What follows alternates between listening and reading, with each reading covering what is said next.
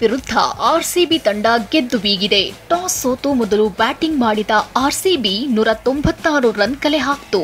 197 run ಗುರಿ ಬೆನ್ನತ್ತಿದ CSK 146 run ಗಳಿಸಿ 50 ರನ್ಗಳ ಸೋಲೊಪ್ಪಿಕೊಂಡಿದೆ.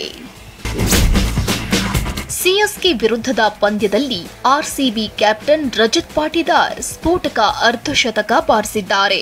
32 ಬಾಲ್ ಎದುರಿಸಿ 51 ರನ್ ಹೊಡೆದಿದ್ದಾರೆ. ಇದರಲ್ಲಿ 4 4, 3 6ಗಳು ಸೇರ್ಕೊಂಡಿವೆ. ಸಿಎಸ್ಕೆ ತಂಡದ ವಿಕೆಟ್ ಕೀಪರ್ ಎಂಎಸ್ ಧೋನಿ ಮತ್ತೊಮ್ಮೆ ವಿಕೆಟ್ ಹಿಂದೆ ಚಾಣಾಕ್ಷತನ ಮೆರೆದಿದ್ದಾರೆ. ಕೇವಲ 0.14 ಸೆಕೆಂಡ್ನಲ್ಲೇ ಶರವೇಗದ ಸ್ಟಂಪಿಂಗ್ ಮೂಲಕ ಫಿಲ್ ಸಾಲ್ಟ್ ಔಟ್ ಮಾಡಿದ್ದಾರೆ. ವಿರಾಟ್ ಕೊಹ್ಲಿ ಸಾಮಾಜಿಕ ಜಾಲತಾಣಗಳಲ್ಲಿ ಮತ್ತೊಮ್ಮೆ ಟ್ರೆಂಡಿಂಗ್ನಲ್ಲಿದ್ದಾರೆ.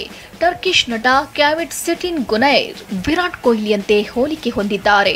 ಹೀಗಾಗಿ ಫ್ಯಾನ್ಸ್ ತರತರದ ಮೀಮ್ಸ್ ಮಾಡಿ ಹಂಚಿಕೊಳ್ತಿದ್ದಾರೆ. ಆರ್ಸಿಬಿ ಮೆಂಟರ್ ದಿನೇಶ್ ಕಾರ್ತಿಕ್ ಆಟಗಾರರಿಗೆ ಔತಣಕೂಟ ನೀಡಿದ್ದಾರೆ.